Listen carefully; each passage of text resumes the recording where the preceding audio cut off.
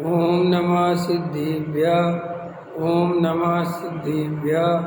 ओम नमः सिद्धिभ्यः। मंगलमय मंगल करण वीतराग विज्ञान नमो तार जाते भई अरहंता दीवान कर मंगल करहूँ महा ग्रंथ करन के कार जाते मिले समाज सब पावे निज पदरार इस भव तरु का मूल जानौ मिथ्या भाव ताको कर निर्मूल अब करिए मोक्ष उपाय संतप्त मानस शांत हो जिनके गुणों के गान में विवर्धमान महान जिन विचरे हमारे ध्यान में। मोक्ष मार्ग का सातवां अधिकार सम्यक सन्मुख मिथ्या दृष्टि की चर्चा चल रही है। अभी अपन पूज्य गुरुदेव श्री का प्रवचन सुन रहे थे, उसमें ये प्रकरण आ रहा है कि मूल में जो है क्या एक भगवान आत्मा का लक्षण चेतना बताया था। चेतना लक्षण आत्मा का क्यों बनाया कि वो अव्याप्ति, अतिव्याप्ति और असंभव इन तीन दोषों से रहित है, निर्दोष लक्षण है, इसलिए आत्मा का लक्षण चेतना बनाया। फिर चेतना के दो भेद बताए, ज्ञान चेतना और दर्शन चेतना। फिर दर्शन चेतना निराकार रूप सामान्य बिना भेद के जाने, और ज्ञान चेतना जो भेद करके विशेष जाने उसे ज्ञान चेतना कहते हैं। फिर ये बात बताई कि लोग ऐसा समझ लेते हैं कि ज्ञान साकार है माने मूर्तिक है। ज्ञान साकार पने से जानता है, समझ में आया? तो लोग ऐसा भ्रम हो जाता है कि जैसे ज्ञान मूर्तिक हो। ज्ञान तो अमूर्तिक ही है। ज्ञान की ऐसी विशेषता है कि उसके ज्ञान में ज्ञेयों के आकार बनते हैं, समझ में आया? जैसे मैं आपको जान रहा हूँ तो आपका चेहरा मेरे ज्ञान में ऐसे आकार रूप परिणमित हो गया, लेकिन वो अमूर्तिक ही रूप है, वो ज्ञान मूर्तिक नहीं हो गया। ऐसा नहीं कि कोई ज्ञान को देख लेके जी ज्ञान, तो ये समझा रहे थे कि वो आकार रूप परिणमन होने पर भी वो कभी भी मूर्तिक नहीं होता ज्ञान, वो तो अमूर्तिक ही रहता है। लेकिन ऐसे लोगों को भ्रांति पैदा होती है, इसलिए आत्मा तो अमूर्तिक ही है, वो कोई मूर्तिक नहीं होता। क्यों? अगर आत्मा का ज्ञान मूर्तिक हो जाए तो फिर आत्मा ही मूर्तिक हो जाएगा। या जिसका लक्षण मूर्तिक है तो वो लक्ष्य भी मूर्तिक है, इसलिए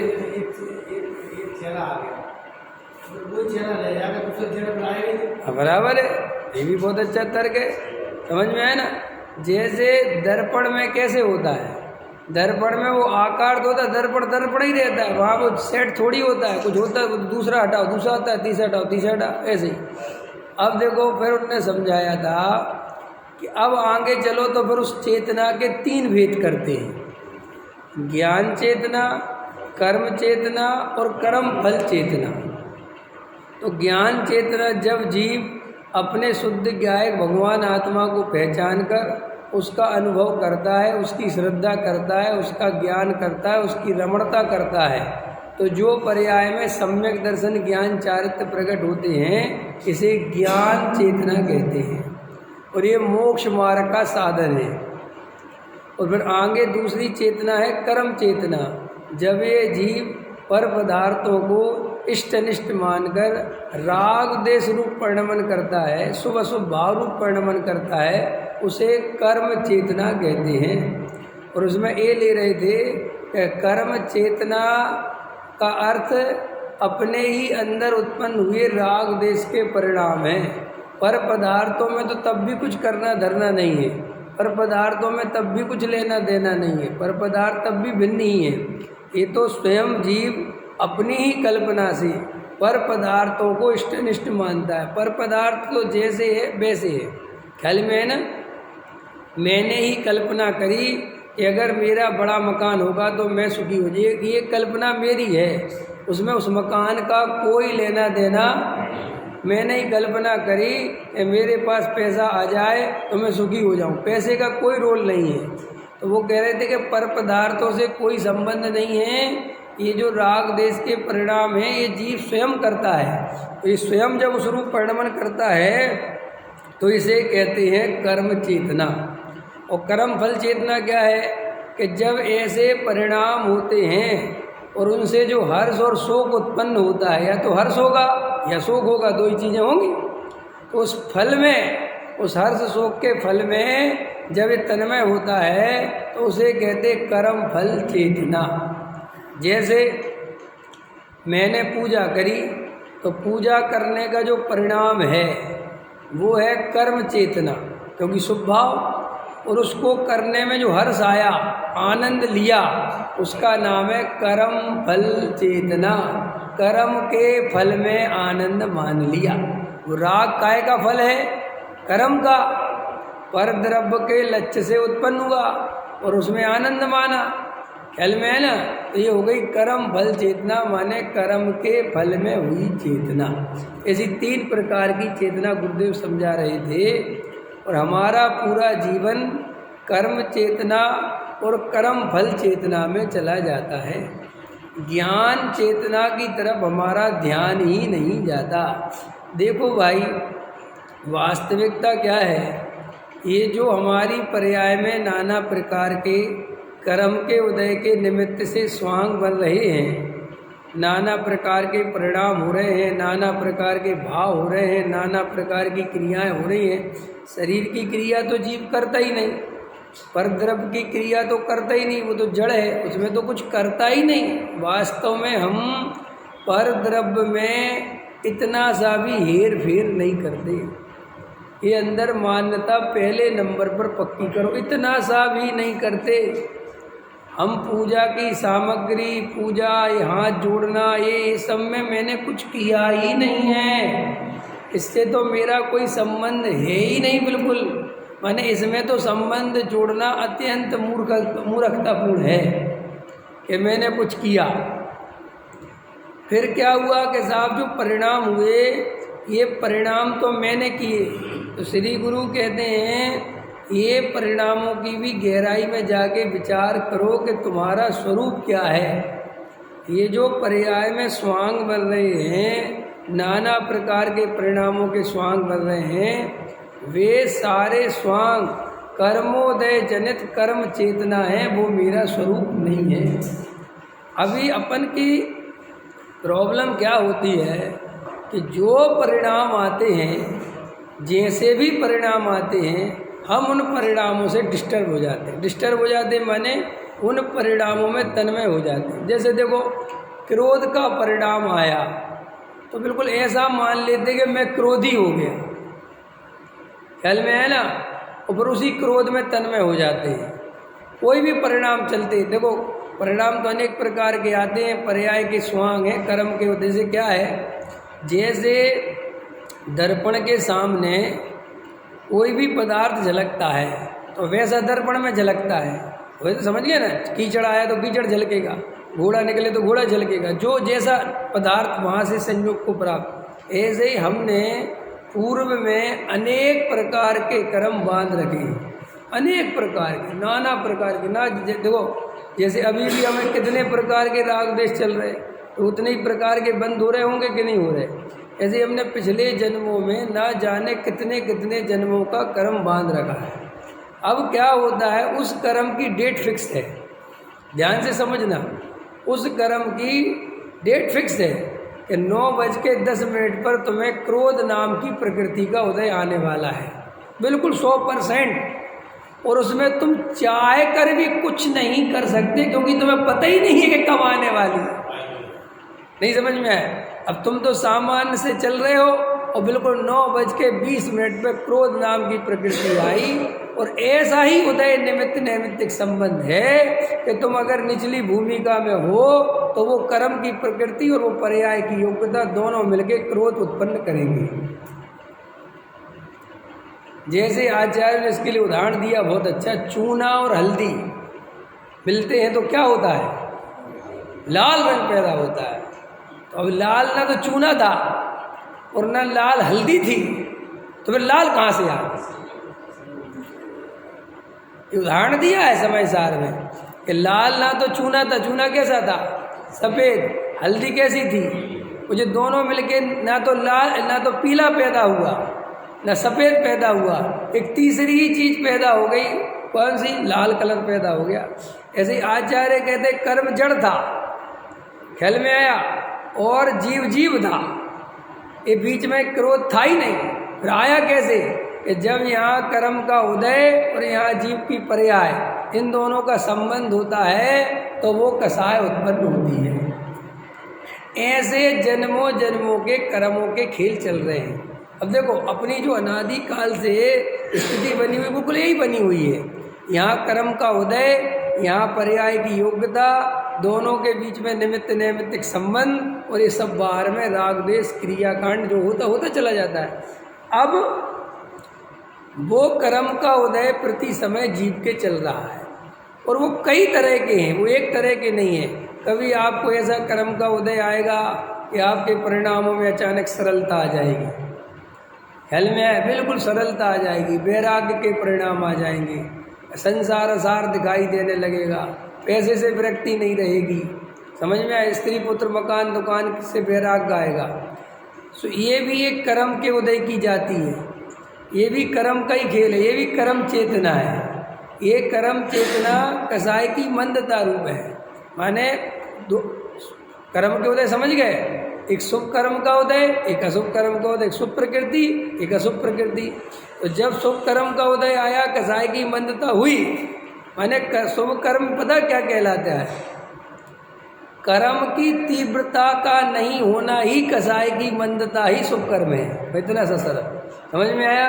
कोई तेज मुक्का मारे तो दांत टूट जाए, और कोई धीरे से मारे तो दांत ना टूटे, थोड़ी सी लगे, तो समझ लो मुक्का धीरे से मारा, पकड़ में आया कि नहीं आया।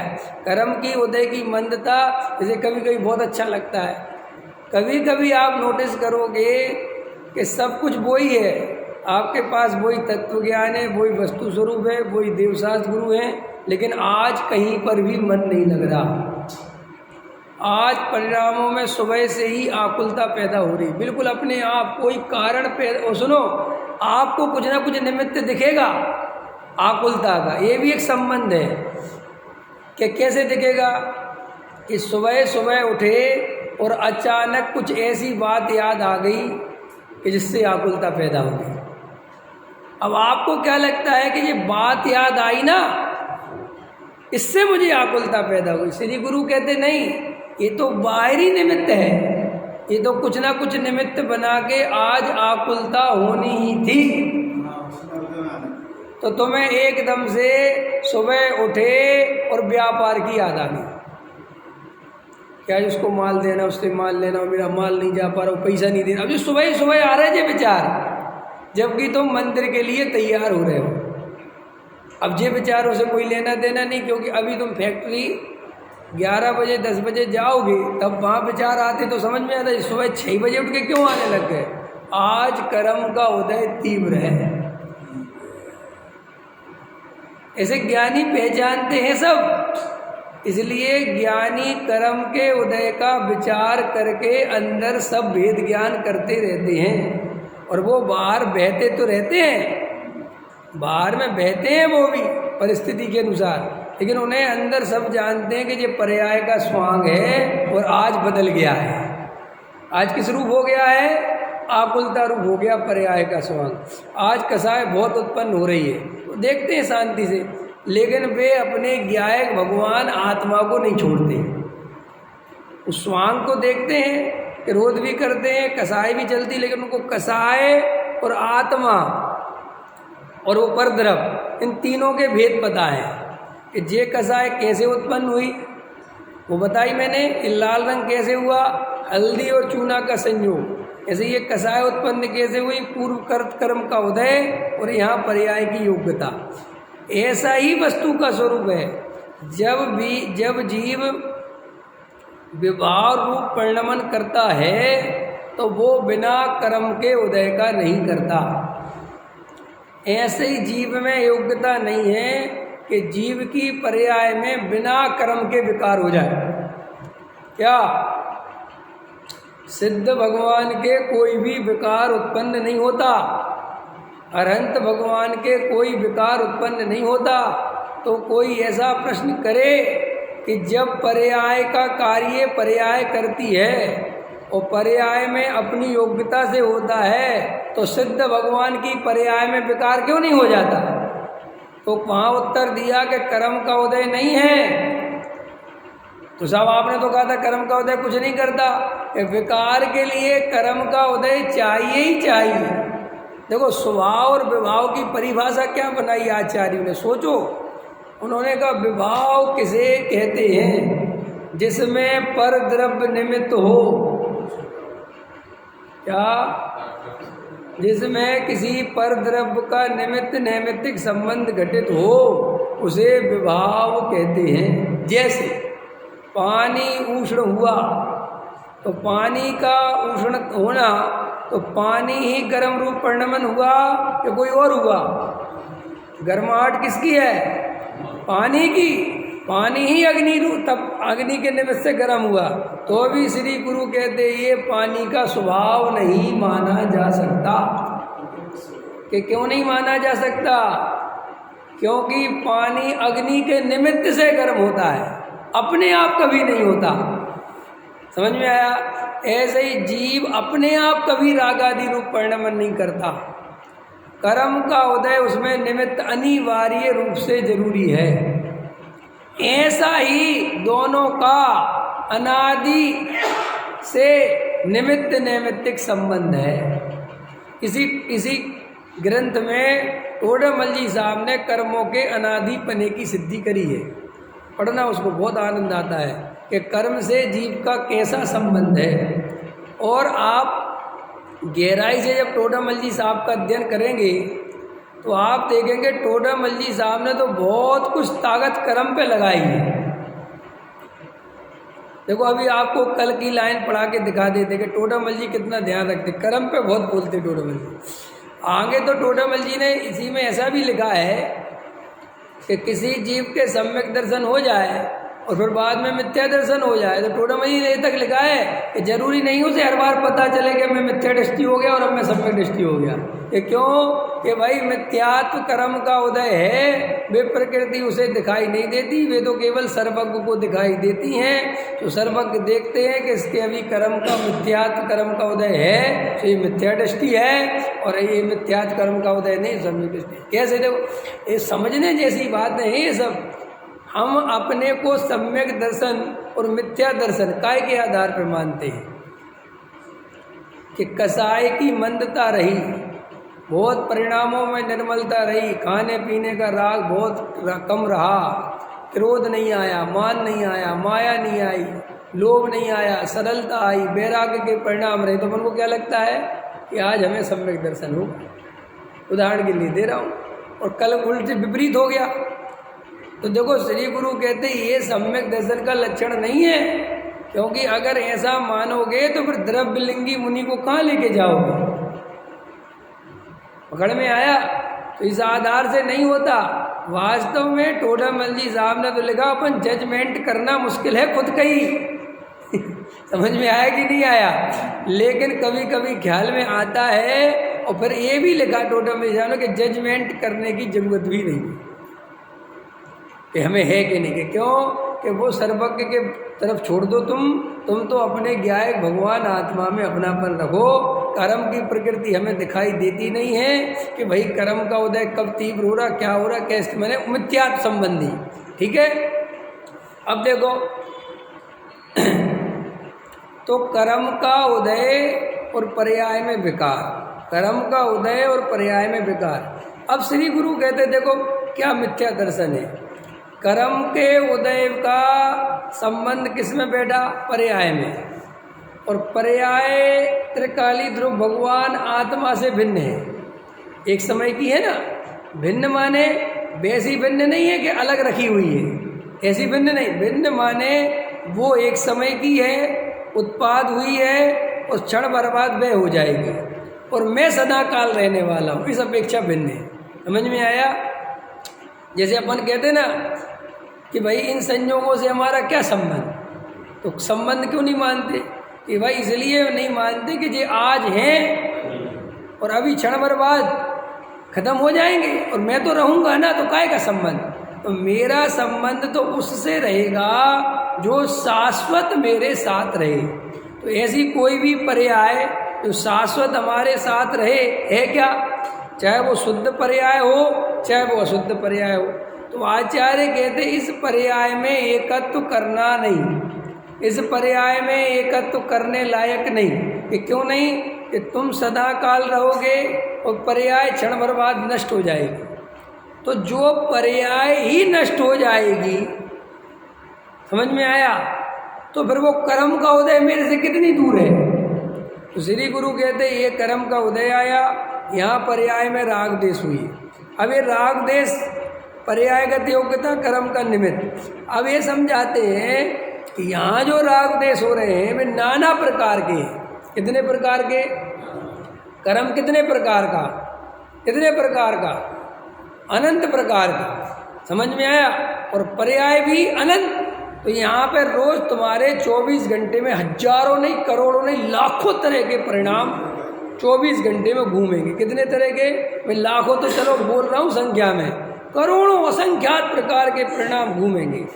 अब श्री गुरु कहते हैं वे जो असंख्यात प्रकार के पर्याय परिणाम हुए, अब तुम्हारी गलती है कि तुम उन्हें अपना स्वरूप मानते हो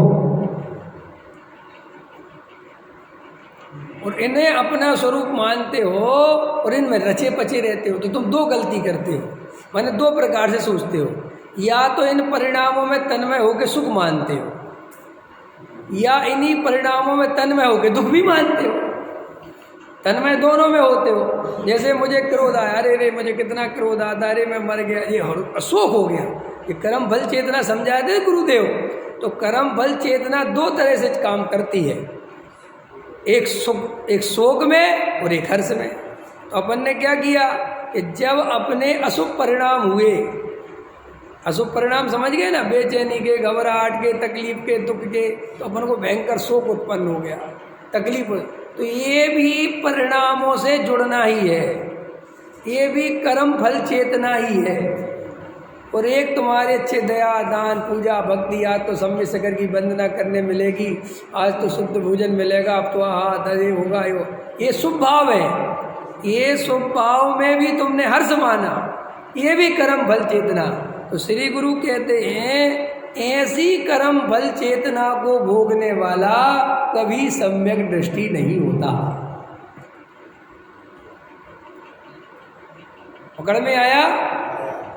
इसका नाम है मैं शुभ भाव अशुभ भाव, शुभ कर्म अशुभ कर्म सबसे भिन्न हूँ। इसका अर्थ ये है कि भाई ये तो पर्याय में ऐसे संबंध बनेंगे, ये उदय आएंगे, नाना प्रकार की कर्म की अवस्थाएं रंग दिखाएंगी और सब प्रकार की अवस्थाएं बनेंगी, लेकिन तुम उन अवस्थाओं में एकत्व नहीं करना, तन्मय नहीं होना, उन्हें अपना स्वरूप नहीं मानना, उससे अपने भिन्न ज्ञायक भगवान आत्मा को अपनी दृष्टि में रखना।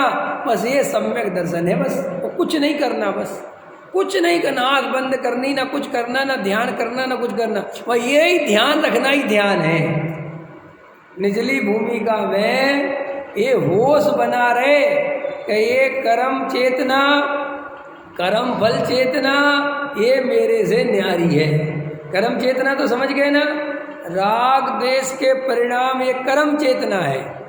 उन राग द्वेष के परिणामों में हर्ष या शोक, हर्ष या शोक ये कर्म फल चेतना है। ये दोनों ही मेरे से भिन्न हैं। और ज्ञान चेतना क्या है? अपने ज्ञायक भगवान आत्मा को ज्ञानमयी देखना, आनंदमयी देखना, चेतन स्वभावी देखना, ये ज्ञान चेतना है।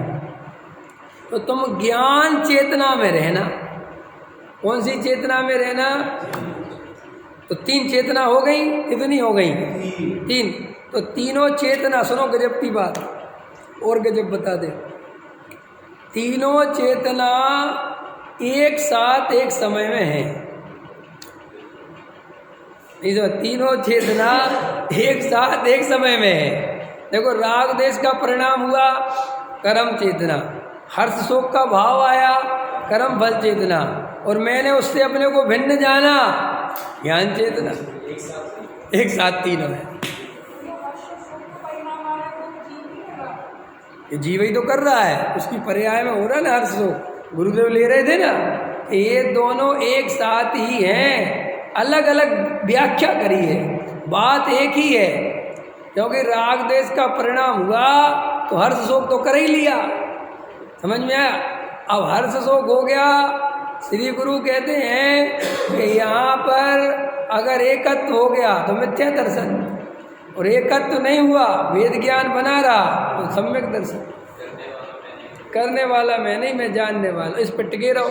लेकिन ये देखो गुरुदेव भी ले रहे थे कि भाषा सरल है। अरे अभी मैं तुम्हें समझा रहा हूँ, तुम्हें कितना सरल लग रहा है, कौन किसको कठिन लग रहा है? ऐसा लग रहा ठीक तो है, ठीक तो है, वो सही तो है। अरे भैया ये सही कहते तो हैं और सरल भी लगता है। अभी दरवाजे के बाहर तो छोड़ो, यहीं बैठे बैठे लुटोगे।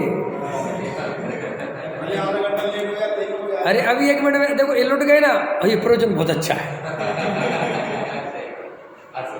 ले वे हर्ष हो गया और वेगत हो गया, देर थोड़ी लगती लुटने में।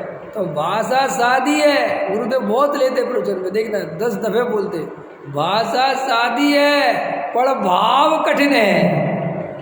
वो ये बहुत बोलते, क्यों? वो ये बात वो भी समझते हैं कि ये जो भाव शब्द हैं ये तो समझ में आ जाते हैं, और समझाओ कि राग भिन्न है, ज्ञान ये भी समझ में है, लेकिन जब इसका प्रयोग करने की बारी आती है तब इसके हाथ पैर फूल जाते हैं, और वो इतनी तेजी से परिणाम घूमते हैं, इतनी तेजी से घूमते हैं कि वो परिणामों से भिन्न ज्ञायक देखना भारी पड़ जाता है। और फिर वो ऐसे ऐसे बिल्कुल एक मिनट के लिए रुकते ही नहीं परिणाम, और फिर वो अनेक प्रकार के परिणाम, और परिणामों में शोक, और पूरी अपना जीवन काय में जा रहा है, इसी में तो जा रहा है। देखो भाई, गहराई से विचार करो तो इतनी बेहोशी है, इतनी बेहोशी है कि अभी हम यही डिसाइड नहीं कर पाते कि हमें सुख काय में मिलेगा।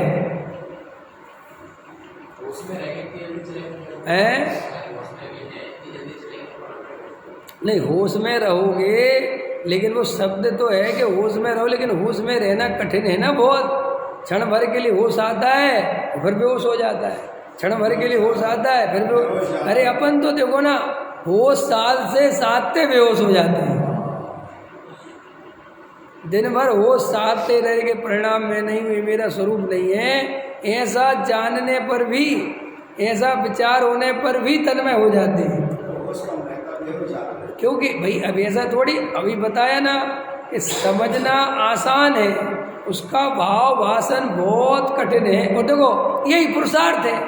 अब आप एक दिन, आप 24 घंटे मिलते हैं आपको, आप श्री गुरु कहते हैं 24 घंटे में से हर एक घंटे में से आधा मिनट चुराओ। कितना मिनट चुराओ? 1 मिनट। आधा मिनट चुराओ, कितने घंटे में से? 1 घंटे में से आधा मिनट चुराओ, तो 24 घंटे में कितने मिनट चुराए? 12 मिनट। तो भी कहते श्री गुरु बहुत चुरा लिए तूने। हाँ, श्री गुरु तो ये कहते हैं कि जो आधा मिनट भी होश में रहे 1 घंटे में तो बहुत ध्यान हो गया। और इतना पुरुषार्थ, अरे तुम्हें भी लग रहा अच्छा करके देखना भी जाके, आधा मिनट तुम्हें पता नहीं कितना बड़ा होता है। अरे 2 सेकंड में तो तुम कहाँ के कहाँ पहुंच जाते हो। हाँ हाँ, जयमाला पढ़ी जा रही तो मेरे भाव आए कि चलो इसमें कोई जयमाला पढ़ रहे हैं, इसका ही हम ज्ञान करें और इसके ही संबंध में सोचें। और मतलब 1 सेकंड नहीं से सोच पाए कि तब तक कहीं मतलब वो रुकता नहीं है। अब रुकता ही नहीं है। अब जैसे जो भाषा लिखी है ना, उसके रूप में अगर उसमें गहराई में जाए तो काम हो जाए। हाँ वहाँ पर भी काम नहीं होता। हाँ तो कहीं कहीं की बात आ जाती बराबर। 19 शब्दों से। हाँ अरे वही कहाँ का कहाँ गुणा भाग लगवा दे, वही शब्द गुणा भाग लगवा दे। ख्याल में है कुछ भी। अरे भाई प्रॉब्लम यही तो है। आप क्या समझ रहे हो? ये जो उद्वेड़ बोने यही तो है। देखो मैं चाहता हूँ मैं कोई विचार नहीं करूँ, लेकिन ऐसा है ही नहीं ना। उस स्वरूप ही तो ऐसा है कि भाई तुम विचार करे बिना रह ही नहीं सकते। देखो मैं कोई विचार करना नहीं चाहता, मैं शांत होकर बैठना चाहता हूँ, लेकिन वो बैठने ही नहीं देता कोई। एक क्यों जे करम पूरब किए घोटे। ऐसा होता है ना। आदमी क्या होता है, पड़ा में तस्कर दल के हाथ। ये बहुत अच्छा लिखा बाबूजी ने कि पहले क्या किया इसने, बेईमान ने छल कपट मायाचारी और तस्करों के पास चला गया और खूब तस्करी करी, खूब उल्टे सीधे कर्म करे, और अचानक भाई साहब कह रहे हैं कि मैं छोड़ के जाना चाहता हूँ क्योंकि मेरा मन भर गया। वो कहते हैं मूर्ख चंद जरा, यहाँ आने की तो रास्ता है, जाने का नहीं। जैसे देखा ना फिल्मों में देखे होंगे ऐसे सीन, अचानक उसको एकदम बैराग आ जाता है, अचानक कोई बच्चे को दुख में मुझे अब नहीं करना है, अरे छोड़ता नहीं आसानी से। समझ में आया ना। एक फिल्म है जानवर, उसमें दिखाया है, उसमें एक हीरो है, वो बहुत बड़ा अपराध जगत का समझ लो सूरमा हीरो, बहुत चोरी क्राइम दुनिया भर के अपराध उसने करे। लेकिन उसने क्या हुआ कि बचपन में उसके माँ बाप मर गए, तो एक उसको गलत आदमी समझ लो, गलत आदमी जो है वो उसको उठा के ले गया। छोटा सा था वो 10 साल का, और उसने कहा रोटी मैं दूंगा। तो रोटी मैं दूंगा लेकिन तुझे मेरे लिए काम करना पड़ेगा। तो उसे उसने गलत कामों में लगा दिया और वो बहुत बड़ा बादशाह बन गया उन गलत कामों का। एक दिन क्या हुआ कि एक छोटा सा बच्चा था और वो बच्चा खो गया, और वो बच्चा खो गया तो वो इसको मिल गया। तो इसको मिल गया तो इसको अपनी पूरी कहानी याद आई कि अरे रे रे रे, अगर ये बच्चे पर मैंने ध्यान नहीं दिया, इसको बेचारा कोई गलत आदमी पकड़ लेगा और मुझे मेरे जैसा बना देगा। तो उसने क्या किया कि वो सारे अपराध जो थे चुपचाप छोड़ दिए और एक अलग नगर अलग देश में चला गया, शहर छोड़ छाड़ के। वो खूब दाढ़ी वाड़ी रख ली ताकि मैं पहचान ना पाऊँ कौन, और बेचारा लोहार बन गया, समझ में, और लोहार का काम करता था। अब वो जो पुलिस उसको 11 मुल्कों की समझ लो पुलिस ढूंढ रही है, और वो यहाँ बेचारा उसको अच्छी स्कूल में भेजता, बच्चे को पढ़ाता लिखाता करता। बच्चा थोड़ा बड़ा हो गया, इतने में इसके आपराधिक मामले खुलने लगे, समझ में आया ना। तो बाद में उस फिल्म में ये दिखाया कि वो बहुत हाथ पैर जोड़ता है उन तस्कर वालों के कि मैंने सब छोड़ दिया। वो कहते नहीं, ये काम तो तू ही कर सकता है समझ में आया ना, तेरे अलावा कोई नहीं कर सकता। वो कहते बस ये काम बस कर दे हमारे लिए, बस तेरे को इतने पैसे देंगे और तुझे सब काम नहीं करना। वो कहता भाई साहब यही तो छोड़ के आया था।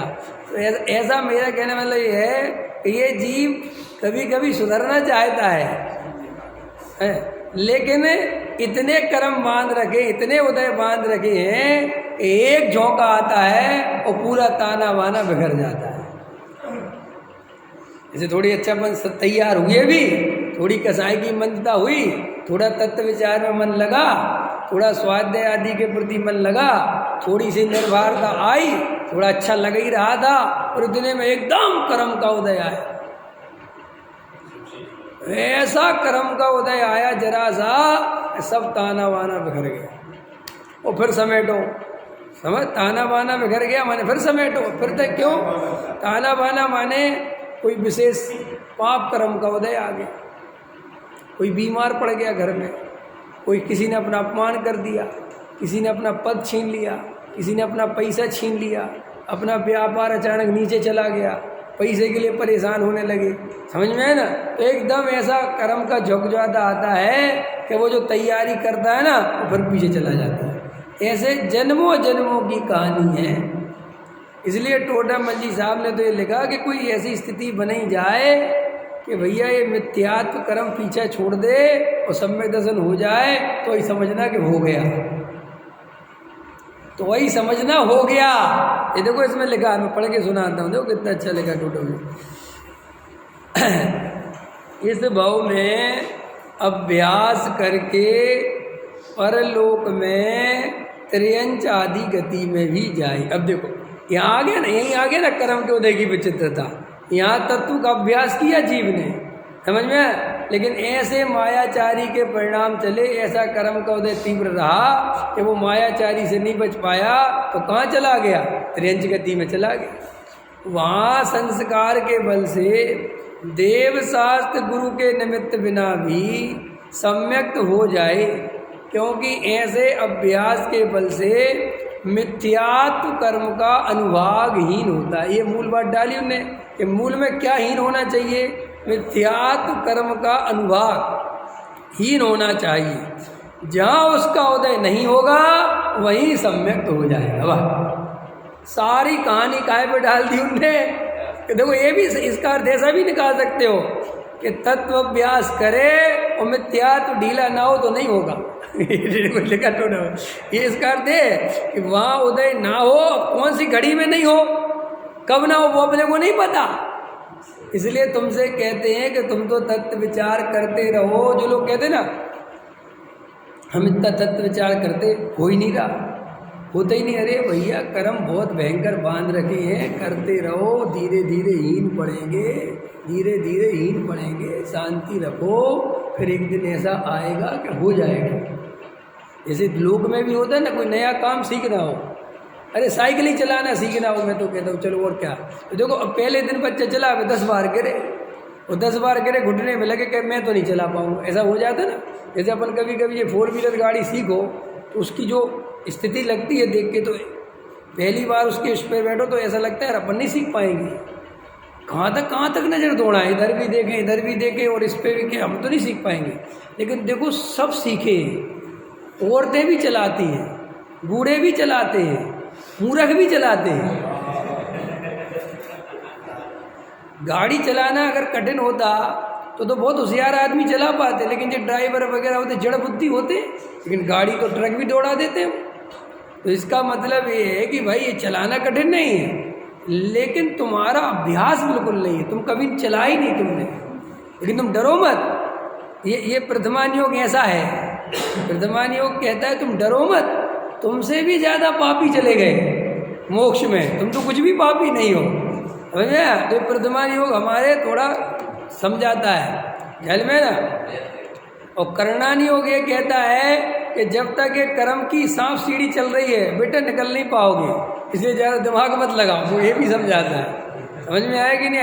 और द्रव्यान योग कहता है तुम आत्मा का त्रिकाली ध्रुव का अवलंबन ले, इस सबसे निकल जाओगे। सबके अपने अपने वो लॉजिक है, अपने अपने तरीके हैं, वे सब काम करते हैं। तो श्री गुरु कहते हैं कि वहाँ पर तुम जो तत्व अभ्यास करते हो तो क्या करते हो कि एक तो ईमानदारी से करते नहीं, पहली बात, और कभी ईमानदारी से करते भी हो तो बहुत जल्दी हार मान जाते हो। अभी अच्छा अपने ही लोग हैं, अपने अपने हृदय पे हाथ रखो, अपन ने कितने महीने लगातार पर्टिकुलर टाइम पे तत्व अभ्यास किया, बताओ कि हमने लगातार 1 महीने 1 घंटे 2 घंटे रोज तत्व विचार में उतरे बैठे करा। हमारा क्या होता है, 2 दिन किया 6 दिन पता ही नहीं, आज 1 दिन किया फिर 6 दिन पता नहीं, फिर 8 दिन, फिर क्या करते हैं, ऐसा हमें तो कुछ होता ही नहीं, हम क्या करें, तो ये जीव क्रिया कांड में लग जाता। अभी पीछे एक गुरुदेव का वचन था, गुरुदेव इतना अच्छा समझा रहे थे कि सम्यक दर्शन कठिन लगे तेरे को, तत्व विचार कठिन लगे तो भी तत्व विचार करना, चाहे भले 1 घंटे की जगह 15 मिनट करना, 1 दिन छोड़ के करना, 15 दिन में करना, लेकिन उसकी जगह क्रिया कांड मत करना, ये लिखा गुरुदेव। अधिकतर जीव क्या करते हैं, ये तत्व विचार में उपयोग लगता नहीं, जिससे मिथ्यात्व का अनुभागहीन होता है, और ये पूजा पाठ प्रतिमा दया दान भक्ति इनमें मन लग जाता है, क्योंकि ये बाहर के काम है, और बाहर के काम हमने जन्मों जन्मों से करे तो उसमें हमारा मन बहुत जल्दी लग जाता है। देखो कितना सरल है, हम सिद्ध चक्र विधान या कोई भी विधान 2-2 3-3 घंटे बैठे रहते हैं, और स्वाध्याय आदि में तत्व विचार आदि में जहाँ कोई तुम्हें डिस्टर्ब नहीं कर रहा 15 मिनट नहीं बैठ पाते। तो इससे ये तो पता चल गया कि असली काम तो यही है। ये समझ में आया? लोगों को जहाँ जैसी रुचि है वैसा मन लगता है, और अनादि काल से आत्मा की रुचि है नहीं, पर द्रव्य की रुचि है। सो कई लोगों को ये दुकान में सामान जमाने की आदत पड़ जाती, समझते? दुकान होती ना ऐसी, तो ऐसे कपड़े जमाएंगे। रमेश जी तुम्हारी दुकान है ना, अब फैक्ट्री वालों को कोई जमाने भमाने के, नेचर बता रहा हूँ मैं, तुम देखना खतरनाक है सब। तो ये जो आदत होती है, दुकानदार होते हैं ना, जमाते रहेंगे ऐसे खंड खंड व्यवस्थित, तो इनको मंदिर में भी लाओगे तो यहाँ भी जमाते रहेंगे। क्योंकि उनको ऐसी आदत बन जाती है कि वे कोई चीज़ अव्यवस्थित देख ही नहीं सकते। अभी अपने ही में ऐसे नेचर के लोग हैं, मान के जो जनवाणी रखी ना, जो थोड़ी सी ऐसी रखी हो, तो ये पूरे टाइम उसी तरफ ध्यान लगा रहेगा कि कब प्रवचन बंद हो और मैं कब इसको सही करूं, क्योंकि वो इतना संस्कार पैदा कर लिया, इतना संस्कार पैदा कर लिया। कई लोग आते, मैं देखता हूँ मंदिर में, वे बैठते ही नहीं शांति से, ये बल्ब चालू करेंगे, ये चालू करेंगे, फालतू चल रहा है, ये चालू करेंगे, ये करेंगे, ये करेंगे, ये करेंगे, तो 10 मिनट उसी में निकाल देंगे। सबकी व्यवस्था देखेंगे, सबके पास सामग्री, सबके पास पुस्तक है, आदत पड़ गई है। तो जब लोक में भी इसी पर्याय में तुम ऐसी आदतें डेवलप कर लेते हो कि वे आदतें तुम चाह के भी नहीं छोड़ पा रहे, जो इसी पर्याय में डेवलप करी है, तो फिर जन्मों जन्मों की आदतें, बाप रे बाप, न जाने कितने जन्म मरण हो गए, कितनी आदतें डेवलप हो गई पर द्रव्य में करने की, वे एक झटके में छूटने वाली नहीं है। कि नहीं साहब, महापुरुष तो एक झटके में छोड़ देते। अरे महापुरुष हो कहाँ तुम? अगर महापुरुष होते तो यहाँ काय को रखड़ रहे होते? समझ में आया कि नहीं आया?